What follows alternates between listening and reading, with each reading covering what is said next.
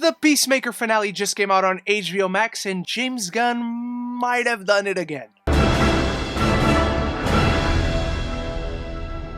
Although Peacemaker and Adebayo are at odds, the team must make one final stand and kill the sacred cow before the butterflies can finish their teleportation. But before I properly start with my review for Peacemaker, I'm going to talk about the show, I'm going to talk about this final episode. There will be spoilers for everything, so go binge and watch anything you need before watching this video. But I want you to start the conversation in the comments below. That's the most important part. And if you like movies and TV, this is the place to be, so consider clicking that subscribe button so you don't miss any future conversation on your favorite movies and TV. And this finale, I thoroughly enjoyed my time with it, much reflecting how I felt about this show, where every week, every episode was a banger.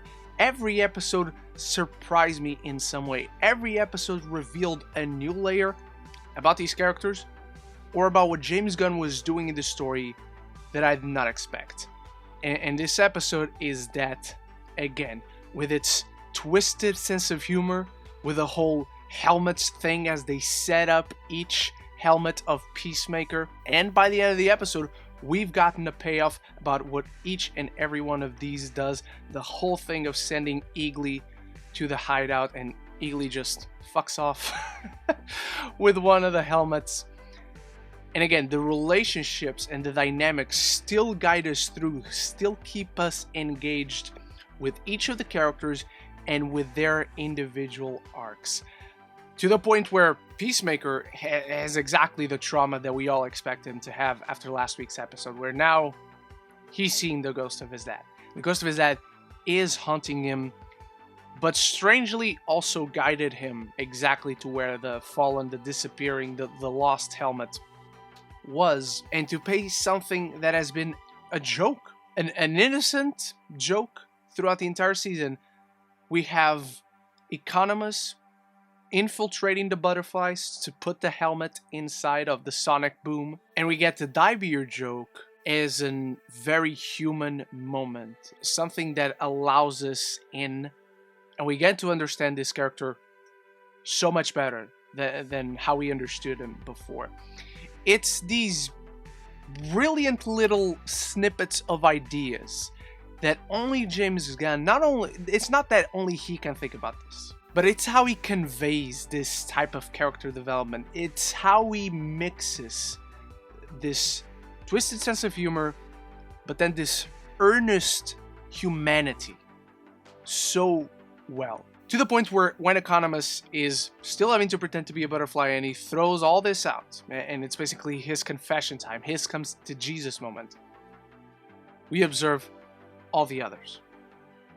Because of all the fun they made about him, all the ways they bullied him, honestly, throughout the season, and you have regret. This not only shows the humanity in Economist, but we see the humanity in the rest of the characters. We see how they've grown throughout the season. Because 3 episodes ago, they would still laugh.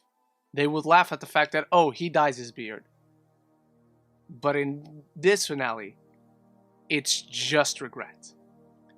And that's what I loved about this show. How these characters, all of them broken in their own unique ways, all of them facing some kind of trauma. Peacemaker having killed his brother, having made this vow of peace, not ever being able to confront his father, finally did last week.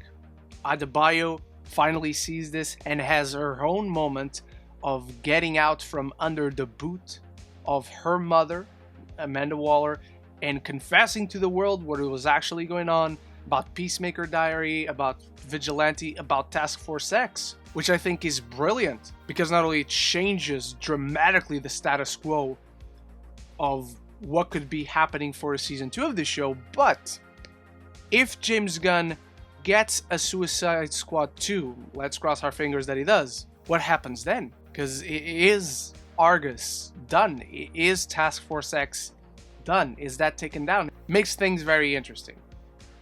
But again, the most important part is what it does for the character.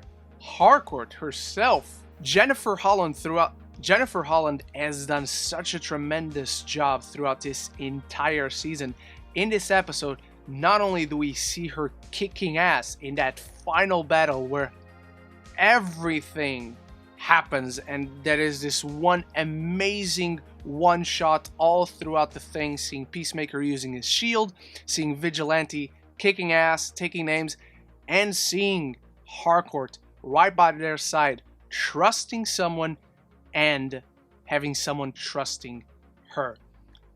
She finally opens up to people, she finally counts on people, she finally allows herself to feel something for others, and she gets rewarded for it. That's a beautiful arc. To the point where in the end, where I thought she was going to die. We even have the moment where a butterfly is going to fly into her mouth, and I was so worried because I do not want her to be a butterfly. And Adebayo saves her.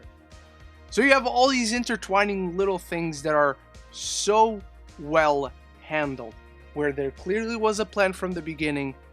We had a setup, we had development, and we have beautiful payoff in this finale. And we also obviously finally learned the real plan of the butterflies, which I talked in one of my reviews. I never wasted too much time on the big plot of the show, because the big plot, it's very simple.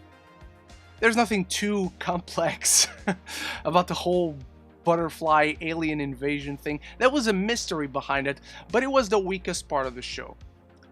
And when it comes to the payoff of what the butterflies actually wanted, I don't think it was very well handled. I don't think the reveal justifies how the rest of the show handled it. I don't think the reveal makes sense with what happened throughout the show, on the perspective of the butterflies, on the perspective of Myrn, on the perspective of the team. It just doesn't add up to suddenly have this kind of big message, a message that I don't disagree with. I think it's a great message that connects to what Peacemaker has been going through with his whole moral dilemma and what he has been learning through the people that he surrounded himself with through the season. I don't think it's a bad messaging, but I don't think it fits here. Even in execution, it's a quick conversation that comes in 15 minutes before the episode ends.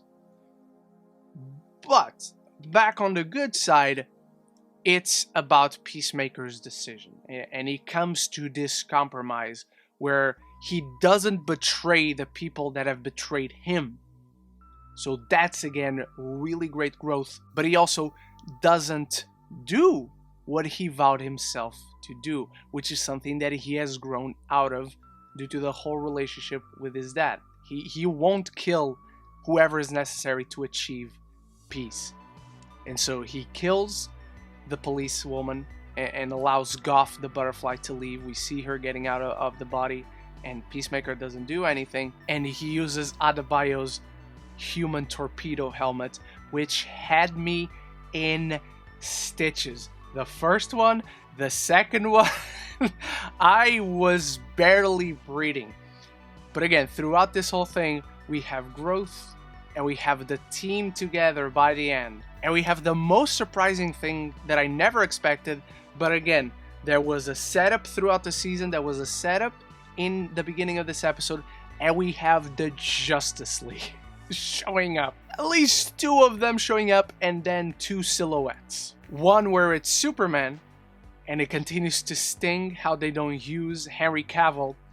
We have the silhouette of Gal Gadot, which I'm honestly surprised we don't see her. And they go back to the whole joke of Aquaman fucking fish. I never thought that joke was particularly funny, but it's a cool moment seeing these two worlds intertwined. Because yes, they're in the same universe, but there's actually tangibility to them crossing over now. With two big emissions, Cyborg not being there, it's noticeable, but you're not surprised because of the whole behind-the-scenes thing. Batman not being there, that's the big omission to me. That I don't care who you do, just do a silhouette like you do for freaking Superman. But how is Batman not there? Particularly because this is an Argus situation, and we have a whole relationship between Batman and Amanda Waller. This episode was so fulfilling to see these team-ups and these broken people come together and as this very dysfunctional family. But they work better with one another than they do all by themselves. If each one of them goes their own way, they are not functional. At least together they can accomplish something. Clearly, we have Economist with a picture. We have Amelia Harcourt finally showing emotion and tearing up when Peacemaker has been there through who knows how many days waiting for her to wake up. Adebayo has finally gotten out from under her mother's heel and is finally back with her wife. So on a character level, I think Peacemaker was brilliant. Every week I was surprised by the amount of depth that these characters were revealed to have. But I was also surprised sometimes about performances. John Cena kills it in this show. He is absolutely fantastic. The entire cast are MVPs. And James Gunn really allowed this show to have this big, long-term story arc across 8 episodes where not anything felt rushed. Everything went at this very deliberate pace that filled up the 8-episode runtime. Character level is excellent. Pacing level is excellent.